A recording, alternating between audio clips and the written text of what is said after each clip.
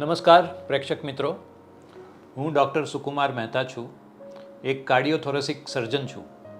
હું Sterling hospital સાથે સંકળાયેલો છું અને ગુજરાતમાં લગભગ 36 વર્ષથી સેવાઓ આપું છું. આજનો આપણો આ ટૉપિક છે હાર્ટ એટેક એટલે કે હૃદયરોગનો હુમલો. તો એ બાબતમાં આપણે ચર્ચા કરીશું. મુખ્યત્વે હૃદય શું છે, હૃદયરોગનો હુમલો કેમ આવે છે, તેના ચિહ્નો શું હોય છે અને તેની સારવાર શું કરવી એની વાત કરીશું. તો હૃદય આપ જાણો છો એ પ્રમાણે એક જાતનો પંપ છે જે એક દિવસમાં 1 લાખ વખત ધબકારા કરે છે અને એક દિવસમાં 7200 લીટર જેટલા લોહીનું પમ્પિંગ કરીને આપણા આખા શરીરને ઓક્સિજનનો પુરવઠો પૂરો પાડે છે. અને આ હૃદયને પોતાને પુરવઠો જોઈએ એના માટે પણ કોરોનરી ધમની નામની ધમનીઓ આપવામાં આવેલી છે. અને આ કોરોનરી ધમનીમાં જ્યારે બ્લોકેજ થાય ત્યારે હૃદયરોગનો હુમલો આવતો હોય છે. અને હૃદયરોગના હુમલામાં હૃદયના સ્નાયુને ઓક્સિજનનો સપ્લાય ન મળવાને કારણે અમુક સ્નાયુ જે પમ્પિંગનું કામ કરતો હોય છે તે કાયમ માટે નિર્જીવ થઈ જાય છે. અને એનું જે ચિહ્ન હોય છે તે મોટે ભાગે દુખાવો અથવા ડિસ્કમ્ફર્ટ થતું હોય છે, એને આપણે હૃદયરોગનો હુમલો કહીએ છીએ. અને આ હુમલો હંમેશા એકાએક જ આવતો હોય છે. એના જોકે અગાઉથી થોડા ચિહ્ન હોય છે, પણ ઘણા કેસમાં એવું બને છે કે એના બનાવ બનતા પહેલાંના કોઈ ચિહ્ન નથી પણ હોતા. તો આપણે એ જાણી લીધું કે હૃદયરોગનો હુમલો કેમ આવે છે. એનું કારણ છે હૃદયની અંદર કોરોનરી ધમનીની અંદર કોલેસ્ટ્રોલ જેવા પદાર્થો જમા થવાને કારણે જે બ્લોકેજ થાય છે તે.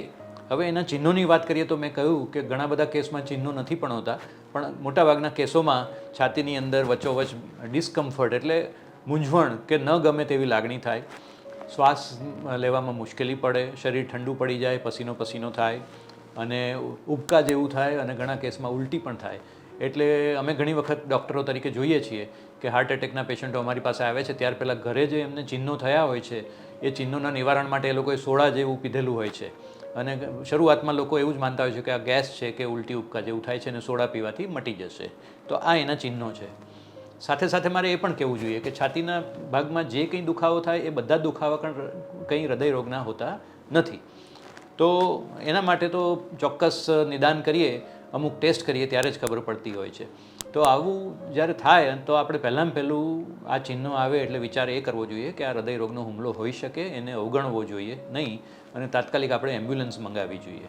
આપણે જાતે હોસ્પિટલ પહોંચીએ તો સારી વાત છે, પણ એમ્બ્યુલન્સ મંગાવવાના ફાયદા છે કે એમ્બ્યુલન્સની અંદર ટ્રેન્ડ મેન પાવર હોય છે, ટીમ હોય છે, એ લોકો પાસે મોનિટર અને અમુક સાધનો હોય છે જે આપણા ઘરે જ આપણો કાર્ડિયોગ્રામ જોઈ અને હુમલો આવ્યો છે કે કેમ તેની ચકાસણી કરી શકતા હોય છે. અને એટલું જ નહીં, પણ આપણા ઘરેથી આપણને હોસ્પિટલ એમ્બ્યુલન્સમાં લઈ જાય ત્યારે પ્રાથમિક સારવાર અને ઇમરજન્સી સારવારની સુવિધાઓ પણ એમ્બ્યુલન્સમાં હોય છે.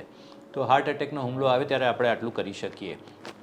અમુક લોકો કહે છે કે આ હાર્ટ એટેકનો હુમલો આવ્યો પણ એ પહેલાં મને તો કંઈ થતું નહોતું, હું તો રોજનો 5 કિલોમીટર ચાલતો હતો, આટલી બધી પ્રવૃત્તિ કરતો હતો, સ્વિમિંગ કરતો હતો, ટેનિસ રમતો હતો, તો એ કેમ થતું હશે? તો એનો ખુલાસો હું કરી દઉં કે આપણી કોરોનરી ધમનીની જે મેં વાત કરી તે કોરોનરી ધમનીઓનો ડાયામીટર આપણને જરૂર છે એના કરતાં ઘણો વધારે કુદરતે આપેલો છે.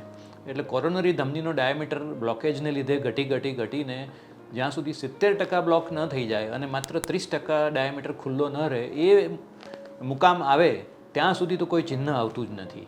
એટલે 70% બ્લોકવાળી ધમનીમાંથી પણ સામાન્ય સંજોગોમાં લોહીનો પુરવઠો પૂરતો મળી રહેતો હોય છે. એટલે આ કારણથી ઘણા લોકોને હાર્ટ એટેક આવતા પહેલાં અન્ય કોઈ ચિહ્નો અનુભવવામાં આવતા હોતા નથી.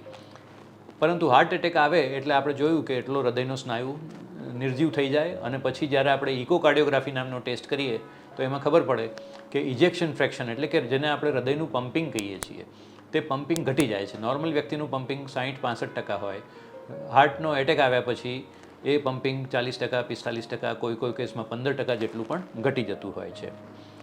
અને આના ટેસ્ટિંગ માટે આપણે લોકો ઇલેક્ટ્રોકાર્ડિયોગ્રામ કાઢીએ છીએ. પછી એક ટ્રોપોનિન આઈ નામનો ટેસ્ટ છે જે લોહીનો ટેસ્ટ છે. એટલે સામાન્ય રીતે અમારી પાસે ઇમરજન્સીમાં આવા કેસ આવે એટલે આ 2 ટેસ્ટ અમે કરતા હોઈએ છીએ, જેમાં ઘણા ખરા કેસમાં હાર્ટ એટેકની પોઝિટિવ રિઝલ્ટ મળતું હોય છે અને પકડાઈ જતો હોય છે. પણ જો ટ્રોપોનિન અને ઇસીજી બંને નોર્મલ આવે તો પણ અમે અમુક કલાકો રહીને આ બંને ટેસ્ટ ફરીથી કરતા હોઈએ છીએ અને બીજા ટેસ્ટમાં એ પોઝિટિવ આવી શકતું હોય છે. એટલે હાર્ટ એટેકના 2 ટેસ્ટ કર્યા પછી તો મેં સમજાવ્યું એ પ્રમાણે ઇકો કરતા હોઈએ છીએ અને પછી જે બ્લોકેજને લીધે હાર્ટ એટેક આવ્યો હોય એ બ્લોકેજને જો તાત્કાલિક દૂર કરીએ તો જે મેં અગાઉ વાત કરી એમ હૃદયનો સ્નાયુ જે નિર્જીવ થઈ જવાની પ્રક્રિયા છે એ પ્રક્રિયાને આપણે રોકી શકીએ છીએ. તો એને પામી કહેવાય છે, પ્રાઇમરી એન્જિયોપ્લાસ્ટી ઇન માયોકાર્ડિયલ ઇન્ફાર્ક્શન. તો અમારી હોસ્પિટલમાં આની સુવિધા છે કે જેવા પેશન્ટ આવે એવું તાત્કાલિક એમને કેથ લેબમાં લઈ જઈને, એન્જિયોગ્રાફી લેબમાં લઈ જઈને સીધી નળી નાખી અને કયો બ્લોક છે જેને લીધે એટેકની શરૂઆત થઈ છે એ અમે શોધી કાઢીએ છીએ. અને એમાં પછી તાત્કાલિક બલૂનથી એ બ્લોક દૂર કરી, સ્ટેન્ટ મૂકી અને પામી પ્રોસિજર કરી અને એનો બ્લોક ખોલવાથી હૃદયનું પમ્પિંગ કાયમ માટે ઘટી જતું અને હૃદયનો સ્નાયુ કાયમ માટે નિર્જીવ બની જતો આપણે રોકી શકીએ છીએ. તો આ રીતે હૃદયરોગની સારવાર થઈ શકતી હોય છે. અમુક કિસ્સાઓમાં જો મોડા પડ્યા હોય તો પછી પામીનો સમય રહેતો નથી હોતો અને જો બ્લોકેજીસ એક કરતાં વધારે નળીઓમાં હોય અથવા કોમ્પ્લેક્સ પ્રકારના બ્લોકેજીસ હોય તો એવા કેસને અમે હાર્ટ એટેક આવ્યા પછી બાયપાસ સર્જરીની પણ ભલામણ કરતા હોઈએ છીએ. તો આજના આ વિષયની ચર્ચા સાંભળ્યા પછી આપને આ વિશે મનમાં કોઈ પણ પ્રશ્ન ઉદ્ભવતા હોય તો એ પ્રશ્ન નીચે કમેન્ટ બોક્સમાં લખીને આપ પૂછી શકો છો. તો આ શૃંખલાના હવે પછીના એપિસોડમાં આપની એ સમસ્યા કે પ્રશ્નોનો કે કુતૂહલનો જવાબ આપવાનો પ્રયત્ન કરીશ. અને વધુ માહિતી માટે આપ અમારી હાર્ટ ટીમને મળવા માટે સ્ટર્લિંગ હોસ્પિટલ અમદાવાદ ગુરુકુળ ખાતે રૂબરૂ પણ ઓફિસ અવર્સમાં એટલે કે સવારે 9 થી સાંજના 5 વાગ્યા સુધીમાં રૂબરૂ આવી શકો છો.